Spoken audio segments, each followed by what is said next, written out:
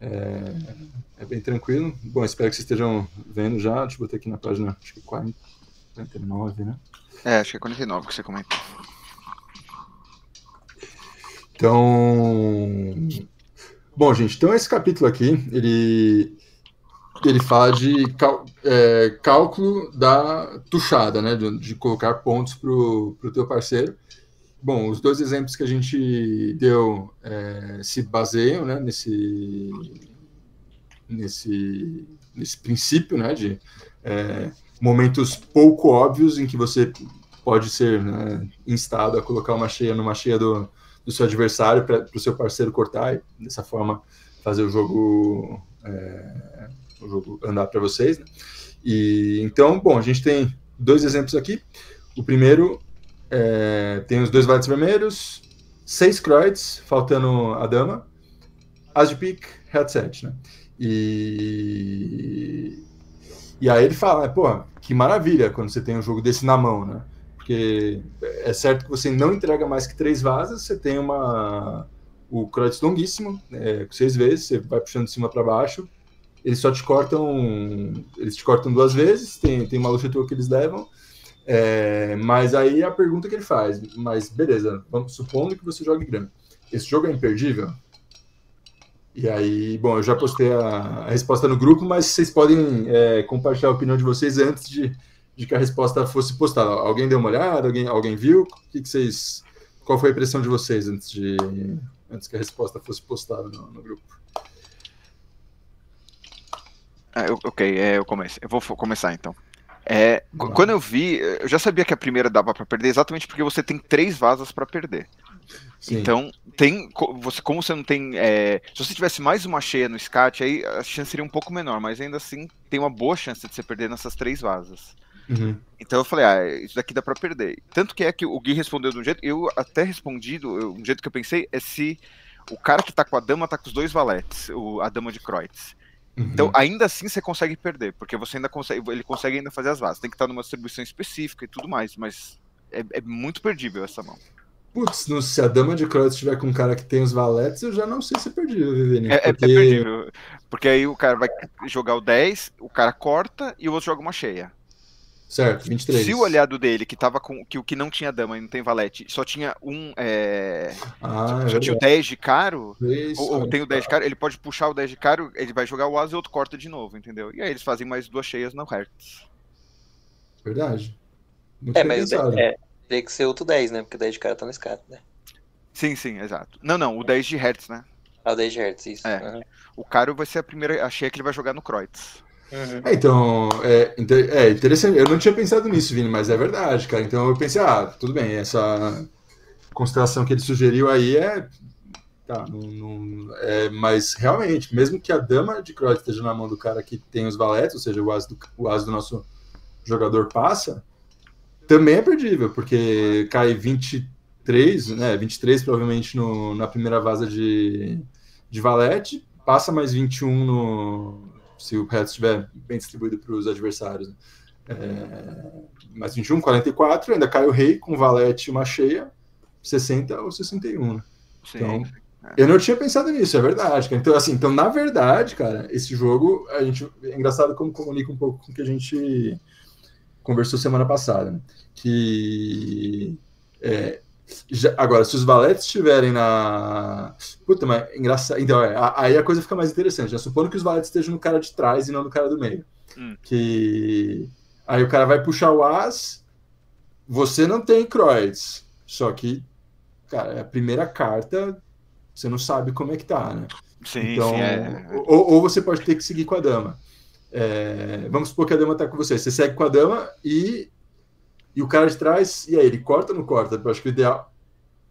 Acho que não faz diferença, na verdade, né? Que ele faz 16 nessa primeira vaza, se ele tiver com as, ele passa o as dele retos por cima, 37, e no 10, aí o parceiro já sabe que o parceiro não tem Kreutz, quando vier o 10 ele bota outra cheia. Então, assim, na verdade, cara, esse jogo não só é perdível, como é pouco provável de você ganhar, porque da forma como ele tá, você sempre entrega 16 no ou no As-Dama, ou se a dama tiver com o cara que tem os valetes, se entrega 16 na vaza do rei depois, né? O rei, valete e cheia. Então, e é interessante, esse jogo eu não tinha notado que, na verdade, ele é bem difícil de ganhar, não só é perdível, como ele é bem difícil de ganhar. São muitos caminhos que levam para perder, né? Arthur, o que você nota aí nesse jogo? Tem alguma coisa para acrescentar? O que você... Então, se os valetes estiverem separados, também dá para perder, né? Tipo, se um deles não tiver pique, e aí cai Ás, aí o valete e o 10 de pique, no Hertz cai Ás, 10 também. E em Kreutz, se cair 10 e cheia também, aí dá pra perder. Bem observado. Não tinha pensado nisso. Porque com um jogo desse, você não vai sair puxando valete, né? Porque você tem 2 naipes só. Sim. Assim, se os valetes estão separados, puxando valete, você provavelmente faria Schneider, tá? Enfim, você não der azar no Hertz, mas da forma como você joga, mesmo eles estando separados, o jogo é arriscado também. Bem observado. Tá? Muito bem. Olha, várias coisas que eu não tinha notado no jogo. Daniel, você tem mais algum comentário a acrescentar nesse jogo aí? Eu não achava que você tá mutado, não sei se você notou, mas você tá mutado. Não notei. Na verdade, eu achei que ele era um pouquinho menos perdível do que tô percebendo agora, na verdade. Interessante. Eu também. Eu falei, tudo bem, nessa constelação que o cara descreve, beleza, mas normalmente deve passar, né, cara? Na verdade, não. É porque, assim, você sempre perde uma cheia tua com uma outra cheia para um valete, né? Então, você sempre entrega 22 ou 23 pontos numa vaza. Se o resto estiver mal distribuído, mais 21, 44. Sobra o rei, vai cair um valete, se bota uma cheia junto. Assim, na verdade, eu acho que é mais difícil ganhar que perder esse jogo, apesar de ficar lindo na mão, né? Então, beleza, gente. Fala, Daniel. Não. Se você discorda, o momento é esse, cara. Acho que a gente temos 3 minutos de discussão para esse jogo ainda. É que depende de como vai estar. Eu não sei, eu achava que o sinal para perder o jogo era em Hertz, né? Não sei como é que. Se o As e 10 de Hertz estiver na mesma mão, aí concordo. Realmente, aí é bem difícil. Não, aí não perde mais, né? Tô pensando se tem alguma constelação que perde se o As 10 estiver na mesma mão. Porque você faz o máximo 15 na base de Hertz. Não, então, acho que se o As e o 10 estiver na mesma mão e o outro cara tiver os valete, é até pior. Você pode perder com o Schneider, quase. Porque se você for cortar e o outro cara não tiver o Hertz, ele corta em cima do seu valete e ele puxa o naipe que você não tem caro, por exemplo. Aí você vai ter que começar a descartar. Pera, como assim? Não, mas acho que não. Você sempre fica em cima aí. Não tem como, velho, porque você tem 2 valetes fora e você pode ser cortado duas vezes, na verdade. Porque verdade.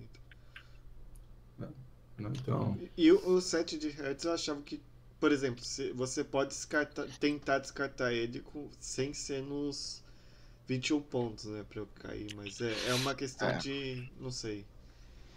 Os caras teriam que ir com cara, né? Ou segunda rodada de pique. Não, mas, cara, se eles vêm com cara, por exemplo, e vem com cara o As, não faz nenhum sentido você descartar o 7 no cara o As, que pode cair as 10 junto do mesmo jeito. Não, mas aí se o cara colocou... pera que você não sabe se ele colocou o 10 já, né? Pode ser. Não, nesse caso o 10 de cara tá no SCAT. O 10 tá guardado, se o cara vier com cara o As, aí o 7 é um descarte, é uma jogada mais segura. Barato, então, não sei. Acho que já faz a pergunta, Vini, que a gente estava fazendo ou não? Pode fazer. A pergunta que a gente fez, o Vini trouxe antes é: quem jogaria Gran com essa mão? Ainda assim, sabendo de tudo isso, jogaria Gran com essa mão? Na frente? Assim, cara, provavelmente sim, só que eu ia querer me matar se eu perdesse e o jogo seguisse exatamente o curso do...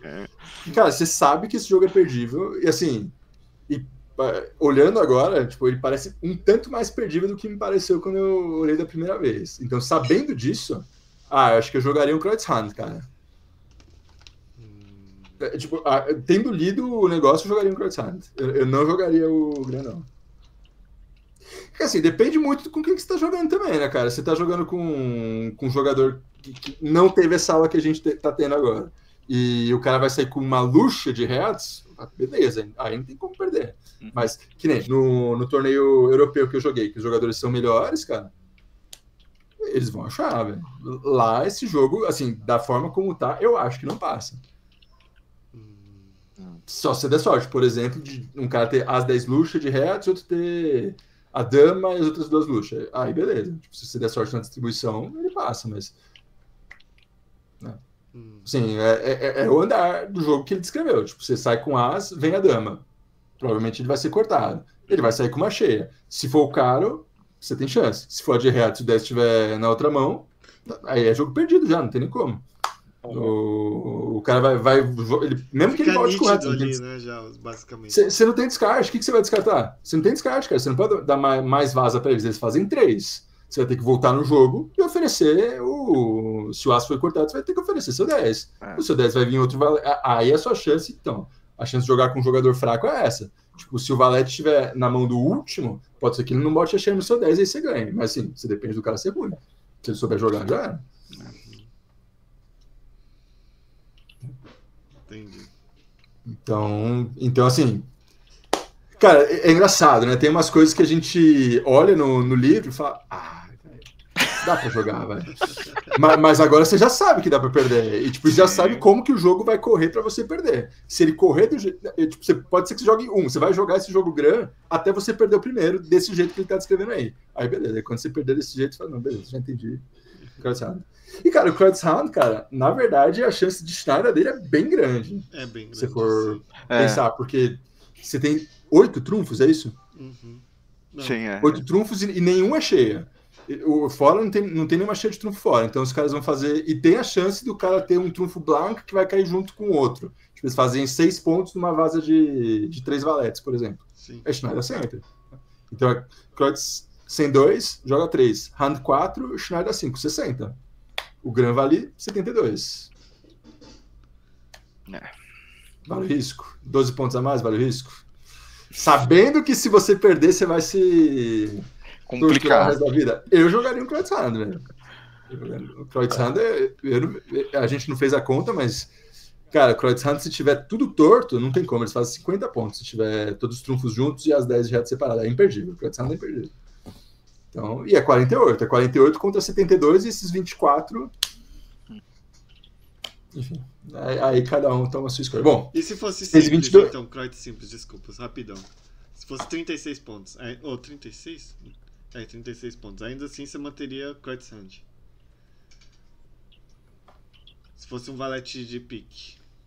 Cara, não, na verdade o Hand eu exagerei porque eu abriria. Ninguém vai jogar Kreutzhand tendo esse projeto de grana na mão, né? Sim, então, claro. Então não. Então eu falei, não, eu jogaria o Kreutz visando o Schneider, 48 é o teto daí, né? Eu jogaria o Kreutz. Entendi. Mas assim, tô falando agora, pode ser, que depende das circunstâncias, tô desesperado, pode ser que eu jogue o Gran também, mas assim, você olha pra isso e fala, velho... Aí, aliás, cara, eu vou te contar o que aconteceu comigo no Só Castuber, né, que é a versão valendo dinheiro dos Castuber essa semana. Veio um jogo muito parecido, mas muito parecido com o exemplo que a gente fez do desafio da semana passada, que foi o que o Arthur levou o prêmio, né? Eu tinha o valete de paus, valete de ouros, em Kreutz 10, dama 7. Eu tava na frente. Em reais, as 10, dama 9, 7. Tinha 5 reais. Né? E 3 Kreutz, 10, dama 7, e o valete de paus e o valete de ouros. Pensei, bom, falei, cara, olha o exemplo, né? Tipo, 5 cartas num eventual naipe paralelo, o 3 Kreutz, o valete, só que o exemplo que ele dá, que a gente trabalhou semana passada, era que ele tinha os 2 de cima, né? Ele tinha os 2 de cima e aí a gente estudou, né? Tipo, se você tem os 2 de cima e se tiver 5-1, você perde se os 2 estão separados, se os 2 estão juntos, você... Não, isso, né? Se estão juntos, você nunca perde. E aí o leilão chegou a 30, que era o Red Sand. Não, vou continuar. 35, segurei. 36, segurei. O cara passou no 36. Falei, puta merda, é o estudo fazendo seu efeito aqui. Tá bom, cara. Eu acabei de estudar isso na semana passada, eu não vou abrir, eu vou jogar um Card Time. Só que como lidar com essa diferença do que tava lá na base, né? Porque lá ele tava com 2. Eu tô com 1. E se tiver 5 numa mão? Porque se tiver 5 numa mão, eu tô fudido. Porque ele vai entrar, ele vai puxar qualquer naipe que ele quiser, eu vou ter que cortar, eu vou ter que abrir meu reto, talvez ele corte de primeira, volta com dele, sempre perco. Né? Pra minha sorte, tava 4-2. Então eu puxei por cima, puxei por baixo, ele seguiu. E eu não tinha notado ainda. Essa mão desse jeito, se tá 3-3, acho nada, né? Você entrega 2 de trunfo, acabou o jogo, né? Você puxa por cima, puxa por baixo, recupera, puxa mais uma. Então, mas é isso, né? Assim, depois que a gente estuda, cara, se cai uma mão da mão que você estudou, você não vai jogar como você jogava antes de ter visto, né? Sim. Assim, o estudo é basicamente para você ter referência e falar, não, nessa circunstância o melhor jogo é esse, eu já estudei, então vou jogar o que eu estudei, né? É o que, enfim, é o que eu pensaria. Bom, indo pro segundo. O segundo tem uma... E assim, tem um drible que eu faço normalmente, é engraçado, né? Mas não sei se esse drible faz muito sentido aqui, mas vamos dar uma olhada, né? Então o cara tem... É um exemplo similar ao primeiro, só que ao invés dele ter 6 cartas no Life Long, ele tem as 7, ele tem todas, né? Então... E aí ele tem os dois valetes vermelhos, 7 cartas de mesmo naipe e uma Lucha Blanca, de cujo naipe ele guardou o 10, né? E é interessante isso que ele fala da saída. Assim, não me pareceu um bom negócio, depois de ter visto o desenvolvimento do jogo. Porém, me pareceu uma boa ideia, cara. Porque, ó, pensa, você tem 2 cheias na mão. Você guardou outras 2. 4. Você sai com um pick 7, velho. Cara, o cara vai botar uma cheia. Não faria sentido ele não pôr uma cheia. E aí a sequência do jogo é essa. Então o cara põe uma cheia, não leva, porque... E o interessante o cara pondo a cheia, da perspectiva dos adversários, o jogo só é ganhável se o adversário tendo valete e não entrar na cheia que o parceiro põe. Não sei se vocês notaram isso nessa mão, né? Porque esse cara que jogou o 8, do que eu notei da desenvolvimento do jogo, ele tem o valete, só que ele não entrou. Ele não entrou no as do parceiro. No as com luxo, sim. No as com luxo. Só que aí é interessante, né? Porque o que parece uma solução se torna um problema. Porque, especificamente nessa distribuição, e é o que, assim, é interessante que essa mão é o espelho para outras mãos similares também, que assim, ter as 7 cartas de naipe é meio raro. Mas assim, você ter 4 ou 5 pode acontecer.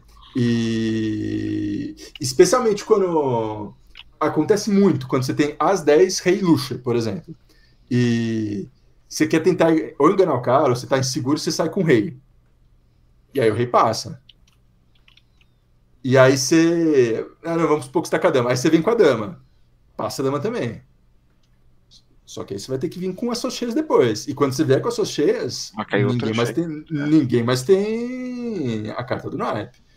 E aí, quando o jogo correndo da forma como se os adversários fizerem uma gestão eficiente do lado deles, eles vão levar a sua cheia com trunfo, que, né, se for jogo de naipe também pode o trunfo ser uma cheia, e uma cheia paralela. É a desgraça, né? Então, por isso que normalmente faz muito sentido mesmo que você vá ter a sua cheia cortada, você sair com a sua cheia, não saia com... Você tem as 10 rei dama, não saia com o rei a dama, porque, cara, quando você trouxer seu as e 10, é um prato cheio para os adversários. Então, então nesse caso ele saiu com 7, mas nesse caso faz sentido, porque ele guardou 2 cheias, ele vai ter uma terceira cheia, e o jogo parece tranquilo até, né? E eu pensei, cara, e assim, lendo o livro, né, eu falei, cara, será que esse jogo com esse A junto dos adversários dele também é perdível? Porque, cara, tem muita cheia garantida pro jogador já, né? Porque, na verdade né? Porque, e assim, isso contando que o cara 10, ou seja, no 7 não cai 21, né? Aqui cai no máximo 15. E é muito interessante esse exemplo, porque sim, ele é perdível, né? Então, o adversário não corta a primeira, mas aí, só que aí, esse é o ponto desse tipo de mão, né? Beleza, você saiu com uma luxa, caiu uma cheia, e o cara nem cortou, passou, beleza. Aí, o que você faz agora, velho? Porque você pode jogar o 8, o 9, a dama, mas uma hora você vai ter que oferecer seu 10, e depois seu as. E quando você oferecer, o cara vai cortar. Tipo, já tá claríssimo, e o cara que não tem valete, se ele estiver no meio, ele vai ter certeza que ele tem que tuchar, porque não tem, né? Então, acho que, assim, isso é uma diferença que eu notei bastante no Campeonato Europeu, que a gente aqui faz muito pouco, que é arriscar cheia que você tem na sua mão em cima da cheia do adversário. Né? Nesse caso aqui não é tão óbvio, mas pensa num Gran, por exemplo, que você tem uma Lucha Blanc, você tem, por exemplo, né, como que isso funcionaria? O cara puxa o valete de cima, você não tem valete, e você tem duas do... Não, você é o que... Caralho. Difícil pensar nisso agora, né? O cara sai com as. Sai com o valete por cima, o parceiro descarta. Ele vem com... Isso. O cara sai com o valete de cima, um segue com o valete, outro descarta uma luxa lá, de Kreutz, um Kreutz 7. Daí você vem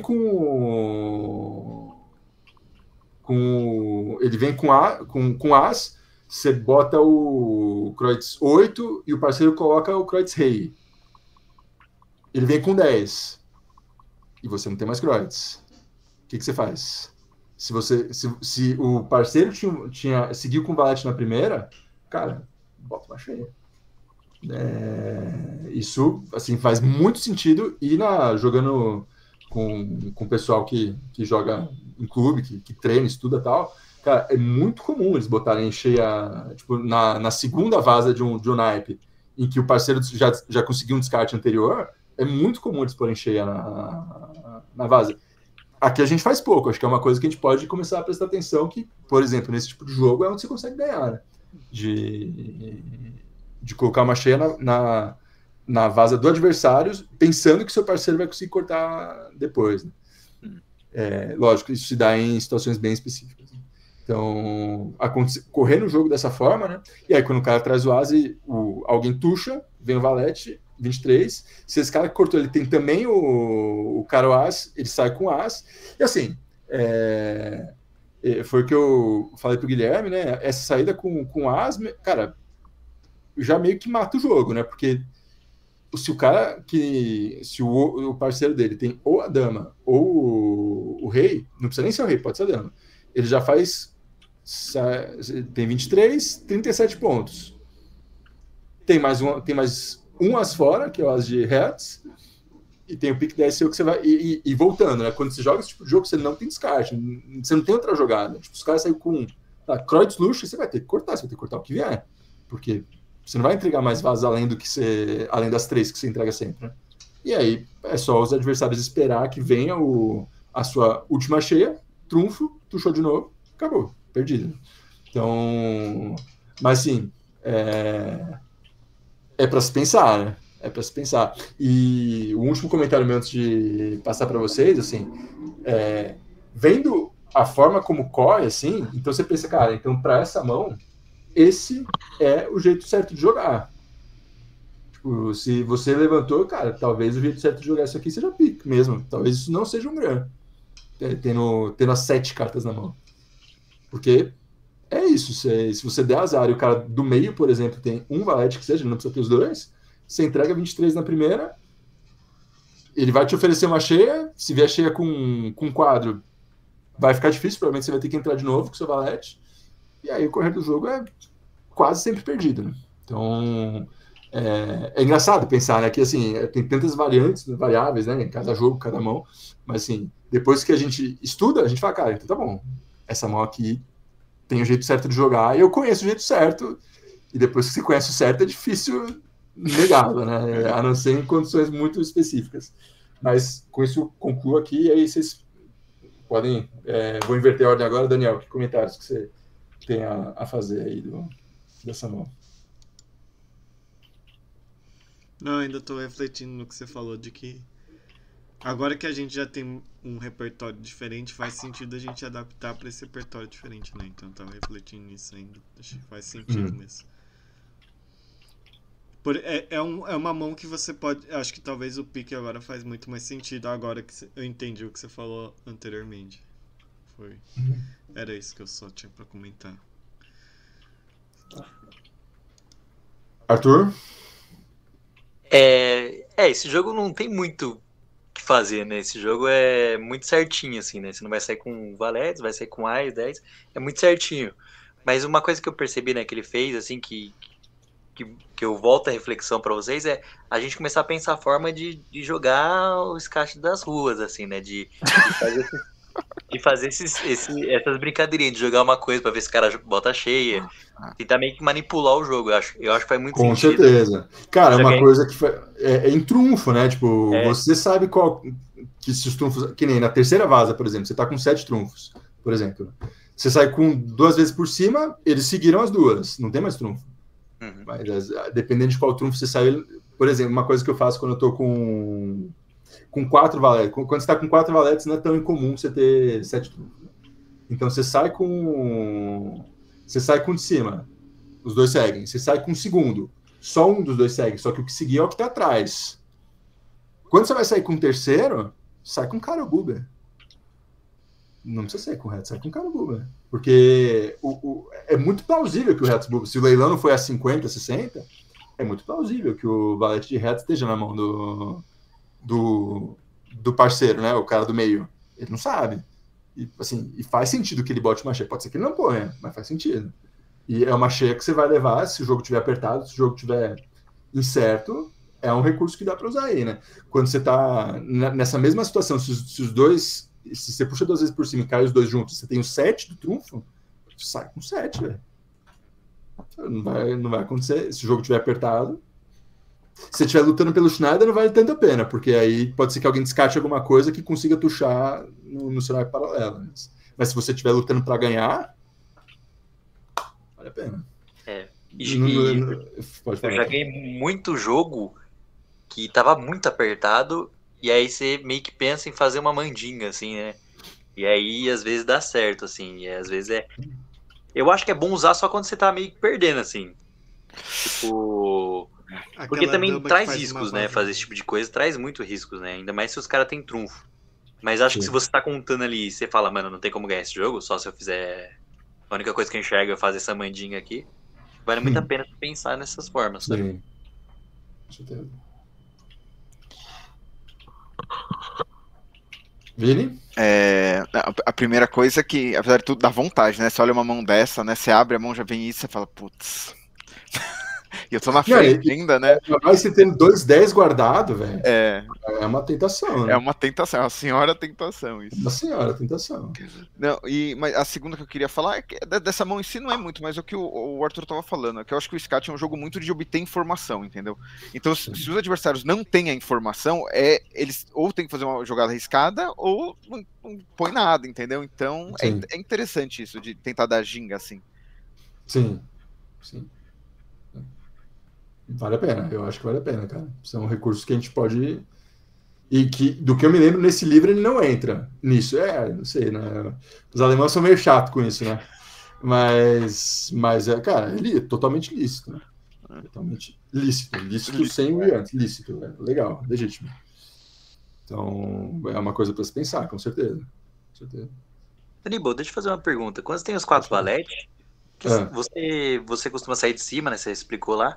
Mas você não acha melhor sair com Carobuber? Ou você acha que isso entrega muita informação já de começo? Então, cara, é aquilo que eu te falei, né? Você sai com Carobuber, pode ser que o cara bote uma cheia de trunfo, assim, supondo que a coisa vai estar minimamente bem distribuída, né? Tipo, se tiver todos os valetes, todos os trunfos numa mesma mão, aí não vale o que eu vou falar. Mas, assim, na primeira puxada de trunfo, assim, em 80%, 90% dos casos, todos os jogadores vão ter pelo menos um.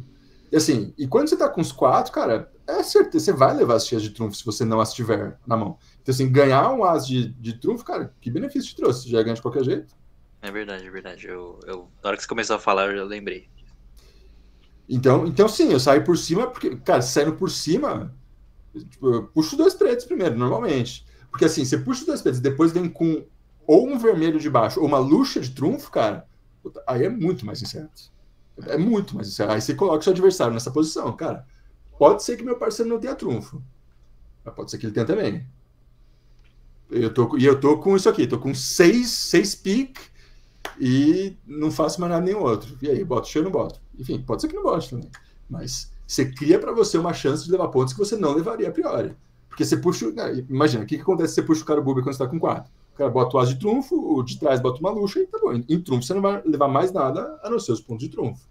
Se você faz essa gestão desse jeito, você cria a possibilidade de você levar pontos com vaza de trunfo, onde você, a princípio, não levaria. Não sei se ficou claro o meu ponto. E ficou claro. Acho que às vezes até traz mais vantagem jogar luxa, né? Porque às vezes o cara fala, por que você tá entregando 2 pontos, né? Tipo, ele pode pensar, por que você tá entregando valete de ouros, né? Dependendo da situação. Sim. Entregando 2 pontos. Não, o valete de ouros eu sairia numa distribuição, supondo que são 7 trunfos, né? O valete de ouros eu saio numa distribuição 3-1. Porque se você sair com luxa, o cara vai fazer uma cheia de trunfo dele, se ele tiver trunfo ainda. Sim. Uhum. Na terceira vaza. Então, tipo, o cara tem um trunfo ainda. Então você precisa fazer a vaza sugerindo que a vaza não tá certa para você, para o cara colocar pontos para você que ele não colocaria a princípio. Né? Se tá 2-2, aí com certeza. Tipo, você está com 7 trunfos, eles estão separados 2-2, aí você sai com 7, com 8, o que for. É que assim, que quando tá 2-2, os caras já sacaram, já caiu o as e o 10 do naipe de trunfo. Então, assim, a única chance é o valete estar na mão de alguém outro. Bom, pode ser, mas aí já não sei se a chance deles colocarem uma chance já não é tão grande.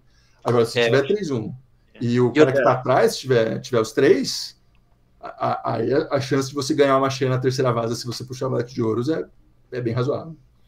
Eu acho que também se tiver 2-2, aí também voltar com um trunfo às vezes é ruim, porque eles descartam um outro naipe que... Exatamente, não é nem pro seu interesse voltar com trunfo baixo. Certo? Então é isso, gente. Da minha parte, é isso. Vocês vão seguir conversando ou a gente encerra por aqui? Como que a gente faz? Pô, peraí. A gente